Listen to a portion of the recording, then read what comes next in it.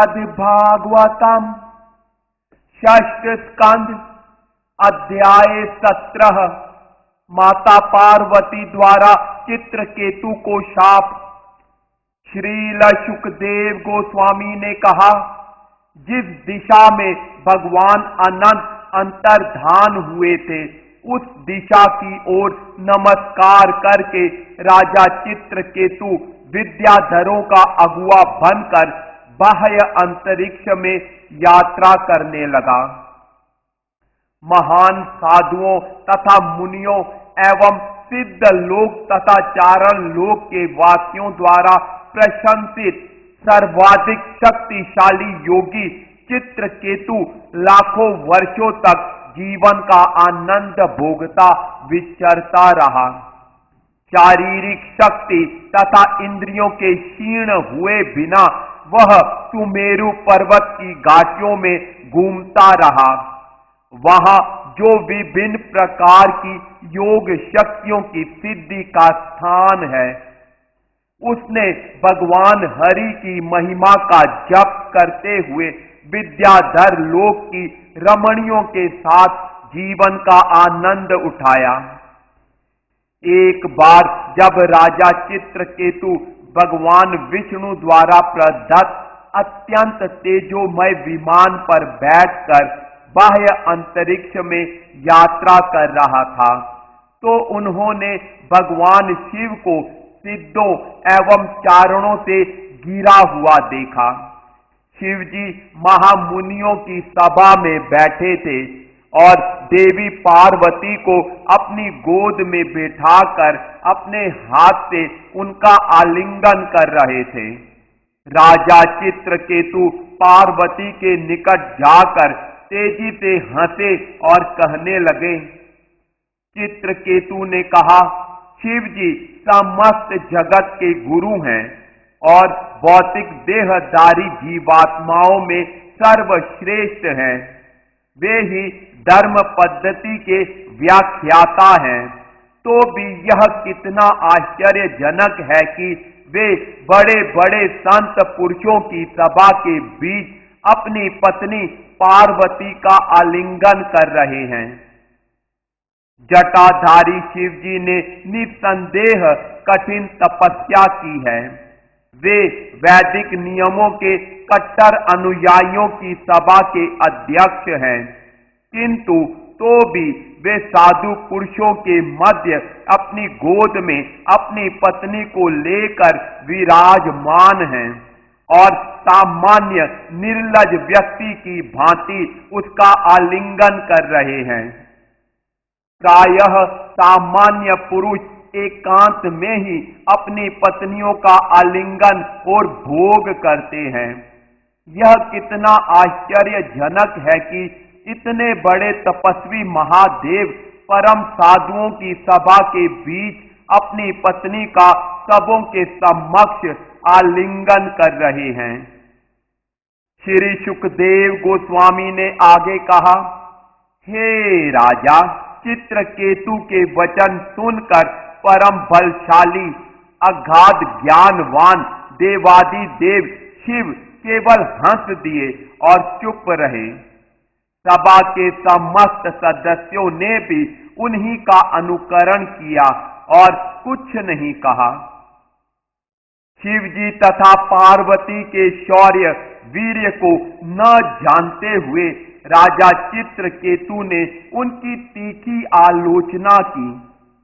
उसके वचन तनिक भी अच्छे लगने वाले न थे। अतः अत्यंत क्रुद्ध देवी पार्वती चित्रकेतु से, जो अपने को इंद्रियों के नियंत्रण में शिवजी से श्रेष्ठ समझ रहा था, इस प्रकार बोली। देवी पार्वती ने कहा, ओह, क्या हम जैसे निर्लज व्यक्तियों को दंड देने के लिए इसने दंडधारी का पद ले लिया है? क्या इसे शासक नियुक्त किया गया है? क्या यही सबों का एकमात्र स्वामी है? अहो, ऐसा प्रतीत होता है कि न तो कमल पुष्प से जन्म लेने वाले ब्रह्मा, न भृगु तथा नारद जैसे महामुनि अथवा सनत कुमार आदि चारों कुमार ही धर्म के नियमों को जानते हैं। मनु तथा कपिल भी उन नियमों को भूल चुके हैं। मैं सोचती हूं कि इसलिए उन्होंने कभी शिवजी को इस प्रकार अनुचित ढंग से आचरण करने के लिए नहीं टोका। यह चित्रकेतु घोर निकृष्ट है, क्योंकि इसने उन शिवजी का तिरस्कार करके ब्रह्मा तथा अन्य देवताओं को मात कर दिया है, जो उनके चरण कमलों पर बैठकर सदैव ध्यान धरते रहते हैं। भगवान शिव साक्षात धर्म तथा समस्त जगत के गुरु हैं, अतः चित्रकेतु दंडनीय है। यह व्यक्ति ऐसा सोचकर अपनी सफलता से फूला हुआ है कि मैं ही सर्वश्रेष्ठ हूं। यह व्यक्ति भगवान विष्णु के उन चरण कमलों के निकट, जिनकी उपासना सभी साधु पुरुष करते हैं, जाने के योग्य ही नहीं है, क्योंकि यह अपने को अत्यंत महत्वपूर्ण समझकर घमंडी बन गया है। ए मेरे दुर्बुद्धि बेटे, अब तुम असुरों के निम्न तथा पापी परिवार में जन्म ग्रहण करो, जिससे तुम पुनः इस संसार में महान संत पुरुषों के प्रति ऐसा पाप न कर सको। श्री सुखदेव गोस्वामी ने आगे कहा, हे राजा परीक्षित, पार्वती द्वारा शाप दिए जाने पर चित्रकेतु अपने विमान से नीचे उतरा, उनके समक्ष विनम्रता पूर्वक नतमस्तक हुआ और उसने उन्हें पूर्ण रूपेण प्रसन्न कर दिया। चित्रकेतु ने कहा, हे माता, मैं अपने हाथ जोड़कर आपका शाप स्वीकार करता हूं। मुझे शाप की परवाह नहीं है, क्योंकि मनुष्य के पूर्व कर्मों के अनुसार ही देवताओं द्वारा सुख या दुख प्रदान किए जाते हैं। अज्ञान से मोहग्रस्त होकर यह जीवात्मा इस संसार रूपी जंगल में भटकता रहता है और हर जगह तथा हर समय अपने पूर्व कर्मों के फल स्वरूप सुख तथा दुख पाता रहता है। अतः हे माता, इस घटना के लिए न आप दोषी हैं न मैं। इस संसार में न तो स्वयं जीवात्मा और न पराये मित्र तथा शत्रु ही भौतिक सुख तथा दुख के कारण हैं। केवल अज्ञानतावश जीवात्मा यह सोचता है कि वह तथा पराये लोग इसके कारण स्वरूप हैं। यह संसार सतत प्रवाहमान नदी की तरंगों के समान है, अतः इसमें क्या शाप और क्या अनुग्रह, क्या स्वर्ग लोक और क्या नरक लोक, क्या सुख और क्या वास्तविक दुख निरंतर प्रवाहित होते रहने के कारण तरंगे कोई शाश्वत प्रभाव नहीं छोड़ती। श्री भगवान एक हैं, वे भौतिक जगत की स्थितियों से प्रभावित हुए बिना आत्मस्वरूप शक्ति से समस्त जीवों की सृष्टि करते हैं। माया से दूषित होकर जीवात्मा अविद्या को प्राप्त होता है और अनेक प्रकार के बंधनों में जा पड़ता है। कभी कभी ज्ञान के कारण जीवात्मा को मुक्ति दी जाती है। सत्व तथा रजो गुणों के कारण उसे सुख तथा दुख मिलते हैं। पूर्ण पुरुषोत्तम भगवान समस्त जीवों को एक समान देखते हैं, अतः न तो कोई उनका अत्यंत प्रिय है, न कोई शत्रु, न तो उनका कोई मित्र है, न कोई परिजन। इस भौतिक जगत से अनासक्त होने के कारण उन्हें तथाकथित सुख के लिए न तो कोई स्नेह है, न दुख के लिए किसी प्रकार की घृणा। सुख तथा दुख सापेक्ष हैं। भगवान सदैव प्रसन्न रहने वाले हैं, अतः उनके लिए दुख का कोई अर्थ नहीं है। यद्यपि परमेश्वर कर्म के अनुसार प्राप्त होने वाले हमारे सुख दुख से अनासक्त हैं और कोई भी उनका शत्रु या मित्र नहीं है, तो भी वे अपनी भौतिक शक्ति माया के द्वारा शुभ तथा अशुभ कर्मों की उत्पत्ति करते हैं। इस प्रकार भौतिक जीवन को चालू रखने के लिए वे सुख दुख, लाभ हानि, बंधन मोक्ष, जीवन मृत्यु की सृष्टि करते हैं। हे माता, आप अब वृथा ही क्रुद्ध हैं, क्योंकि मेरे समस्त सुख दुख मेरे पूर्व कर्मों के द्वारा सुनिश्चित हैं। अतः मैं न तो क्षमा प्रार्थी हूं और न आपके शाप से मुक्त होना चाहता हूं। यद्यपि मैंने जो कुछ कहा है अनुचित नहीं है, किंतु जो कुछ आप अनुचित समझती हो उसके लिए क्षमा करें। श्री सुखदेव गोस्वामी ने आगे कहा, हे शत्रुओं को दमन करने वाले राजा परीक्षित, शिव जी तथा पार्वती को प्रसन्न करने के बाद चित्रकेतु अपने विमान पर बैठ गए और उनके देखते देखते प्रस्थान कर गए। जब शिव जी तथा पार्वती ने देखा कि शापित होने पर भी चित्रकेतु निर्भय था, तो वे उसके आचरण पर विस्मित होकर हंस पड़े। तत्पश्चात परम साधु नारद असुरों, सिद्ध लोक के वासियों तथा अपने व्यक्तिगत सहयोगियों के समक्ष सर्वशक्तिमान भगवान शिव अपनी पत्नी पार्वती से बोले और वे सब सुनते रहे। शिव जी ने कहा, हे सुंदरी, तुमने वैष्णवों की महानता देख ली। श्री भगवान हरि के दासानुदास होकर वे महान पुरुष होते हैं और किसी प्रकार के सांसारिक सुख में रुचि नहीं रखते। पूरी तरह से भगवान नारायण की सेवा में लीन रहने वाले भक्त जन जीवन की किसी भी अवस्था से भयभीत नहीं होते।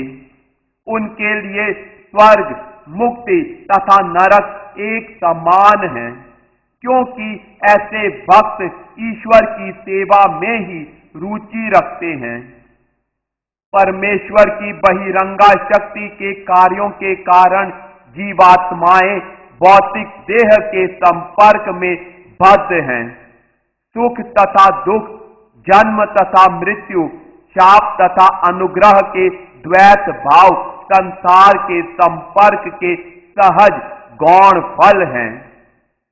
जिस प्रकार मनुष्य फूल माला को सर्प समझ बैठता है अथवा स्वप्न में सुख तथा दुख का अनुभव करता है, उसी प्रकार भौतिक संसार में सुविचार के अभाव में हम सुख तथा दुख में एक को अच्छा तथा दूसरे को बुरा समझकर विभेद करते हैं। पूर्ण पुरुषोत्तम भगवान वासुदेव कृष्ण की भक्ति में अनुरक्त व्यक्ति स्वभावतः परम ज्ञानी तथा इस संसार से विरक्त रहने वाले होते हैं। अतः ऐसे भक्त न तो इस संसार के तथा कथित सुख में न ही तथा कथित दुख में कोई रुचि रखते हैं। न तो मैं शिव, न ब्रह्मा या अश्विनी कुमार, न ही नारद या ब्रह्मा के अन्य साधु पुत्र और न देवता ही परमेश्वर की लीलाओं को तथा उनके स्वरूप को समझ सकते हैं। भगवान के अंश होते हुए भी हम अपने को स्वतंत्र तथा पृथक शासक नियंता मान बैठते हैं, जिससे हम उनके स्वरूप को नहीं समझ सकते। भगवान को न कोई अति प्रिय है और न कोई अप्रिय, उनके न तो कोई स्वजन है और न कोई पराया है। वे वास्तव में समस्त जीवों के आत्मा हैं। इस प्रकार वे समस्त जीवों के कल्याणकारी मित्र तथा उन सबों के अत्यंत प्रिय हैं। यह परम उदार चित्रकेतु ईश्वर का प्रिय भक्त है। यह सभी जीवों का समदर्शी है और आसक्ति तथा घृणा से मुक्त है। इसी प्रकार मैं भी भगवान नारायण का परम प्रिय हूं। अतः नारायण के उच्च भक्तों की गतिविधियों को देखकर चकित नहीं होना चाहिए, क्योंकि वे आसक्ति तथा द्वेष से मुक्त रहते हैं। वे सदैव शांत रहते हैं और समदर्शी होते हैं। श्री सुखदेव गोस्वामी ने कहा, हे राजन, अपने पति से यह संभाषण सुनकर देवी उमा शिव की पत्नी को राजा चित्रकेतु के व्यवहार पर जो विस्मय उत्पन्न हुआ था वह जाता रहा और उनकी बुद्धि स्थिर हो गई। महान भक्त चित्रकेतु इतना शक्तिमान था कि यदि वह चाहता तो पलटकर बदले में माता पार्वती को शाप दे देता, किंतु ऐसा न करके उसने नम्रता से शाप को स्वीकार किया और शिवजी तथा उनकी पत्नी के सम्मुख अपना सिर झुकाया। इसे वैष्णव का आदर्श आचरण समझना चाहिए। माता दुर्गा भवानी शिवजी की पत्नी से शापित होकर उसी चित्रकेतु ने आसुरी योनि में जन्म लिया। वह त्वष्टा द्वारा किए गए यज्ञ से असुर के रूप में प्रकट हुआ। यद्यपि वह दिव्य ज्ञान और उसके व्यावहारिक उपयोग में अभी भी परिपूर्ण था और इस प्रकार वह वृत्रासुर के नाम से प्रसिद्ध हुआ। हे राजा परीक्षित, तुमने मुझसे पूछा था कि परम भक्त वृत्रासुर ने असुर वंश में किस प्रकार जन्म लिया। अतः मैंने तुम्हें उसके विषय में सब कुछ बताने का प्रयास किया है। चित्रकेतु महान भक्त महात्मा था।